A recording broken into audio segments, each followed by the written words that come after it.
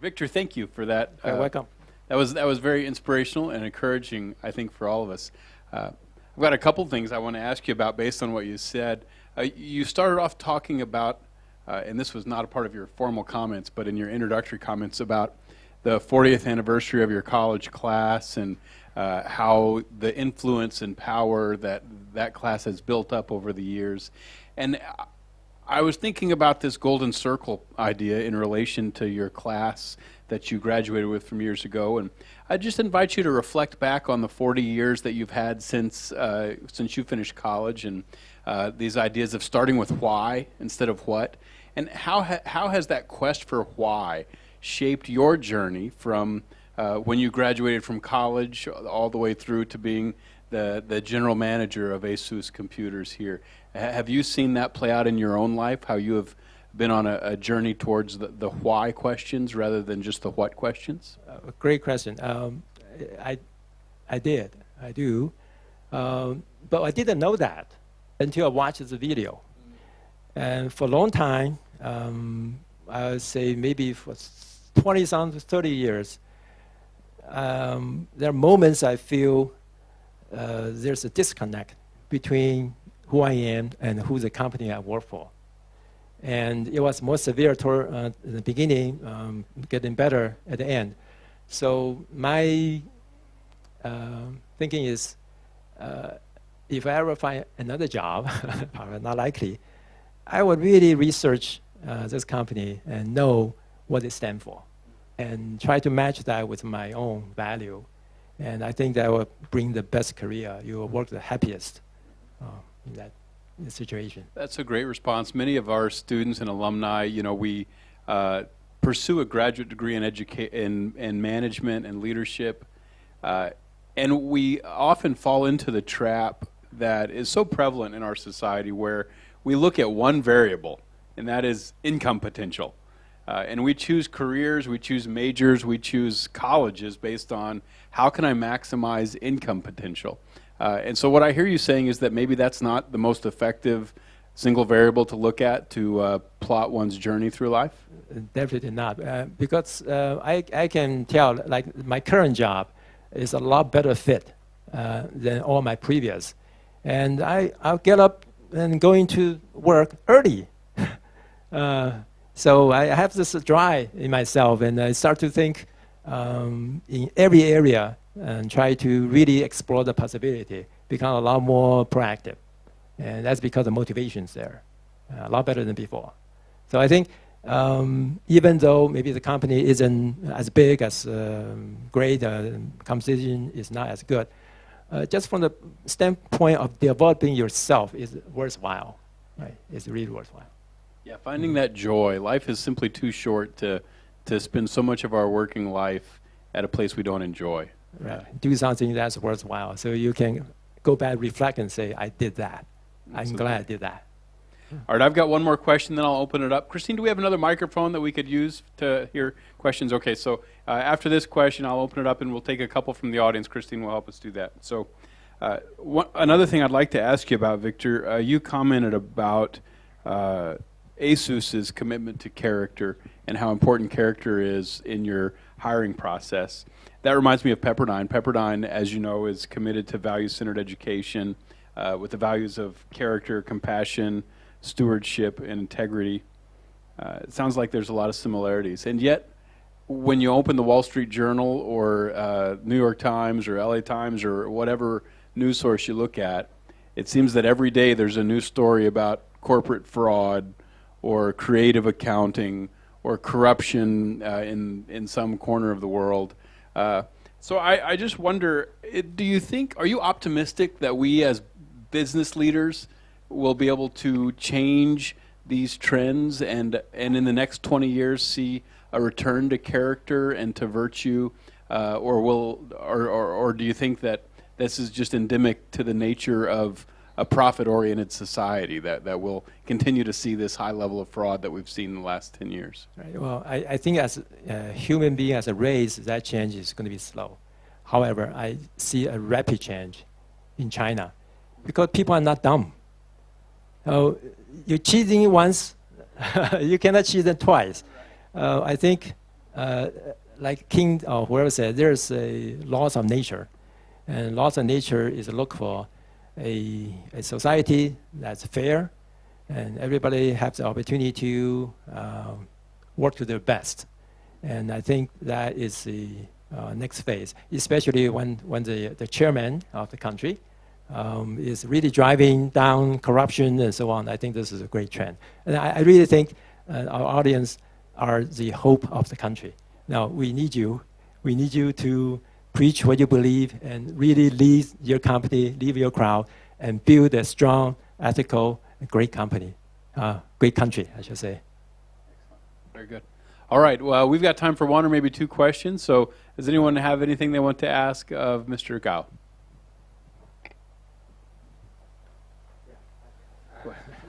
Yeah, I was waiting for other people to ask questions, though. Anyway, my name is Grant Mao. I graduated from Pepperdine in 2009, and after that, I worked for an investment bank in LA, and got back to China for 5 years. So, and it's also related. Thank you so much for Ms. Gao's presentation, and just your presentation and your company is kind of related to what I do now, because I work for SunPower Group, and we are one of the largest IT sales channel in China, not only in China now, but also in overseas. So, so one of the things I want to ask you is that, so as you said before, you know, ASUS was number one, you know, in PC area, and it was actually when I was young, you know, it was number one, and it was an iconic brand, I would say. But as we can see from your presentation, that the sales was going flat in 2012 and 2013. So I just want to ask you, you know, from the inside opinion, you know, what was the reason? Was that you guys was not ready for the, as you said, post PC era? Was that you guys was not ready for that period, or was that because the products you guys were designing wasn't ready for that period? And also, you know, as we know, it's a lot of people don't use PC anymore. So so I want to understand the strategies that you guys had in the last couple of years. You know, mobile device, smart device, things like that. So thank you so much. Okay, I think the hiccup that we have is slow in responding to this mobile market. We actually were in the mobile market even 4 years and 5 years ago. We had product out there, but we didn't see it taking off that rapidly, right? And had we really jumped in with both our feet earlier, we would have been a market leader right now, right? And so we recognized a little bit late. Luckily, we are very agile. We move quickly, and we have now a full lines of phone. And the latest news is we're taking order very nicely. We probably reach 10 million to 20 million unit, which is about 3 to 5% of the market this year. So in this business world, you cannot afford to blink. Sometimes it happens. And you know, a company, you always look at all the product lines, see which one is most profitable, right? And 2 years ago, it was a notebook, most profitable. And we just let the mobile line, we want it to be, we want it to turn into a profitable business. And we didn't realize the market is taking off so quickly, we need to lose money and get into the position fast. And just that tiny little hesitation. Luckily, we are catching up, and we have confidence we will be. Because throughout the history, we have always been able to fight this really bitter battle, which is the median and the lower price segment of the market. And we were able to bring out really reliable product, even if it's very economical. And that's our strength. So actually, this market is playing to our strengths. We just have to do it. We have to do it big. Now, you won't imagine the kind of investment you have to do. If you put out advertisement and you say, you can order it, I'll deliver in 2 weeks. Now, the material lead time is like 2 months. So by the time you announce, you have to anticipate the sales. And you have to build up this huge inventory. And if you didn't sell these, you'll be in big trouble. So it's a huge gamble. When you're against big players, you really have to gamble big. You don't see it on the surface, but everybody's very nervous right now. We get this huge inventory out there. Luckily, we are selling well. Looks like we're going to win in this one. Good question. Thank you, Grant. Just having good intention and good management skill and good foresight and all that still doesn't always make it. Sometimes I think you certainly need to be healthy. Sometimes you need to have a little bit good luck, bet on the right thing. I think that's where we miss a little bit. Thank you for your answer. Great question, Grant. Thank you for that. I'm sure there's more questions out there, but it's already 8:30 and we're all hungry, and you don't want to be standing between a group this size and dinner.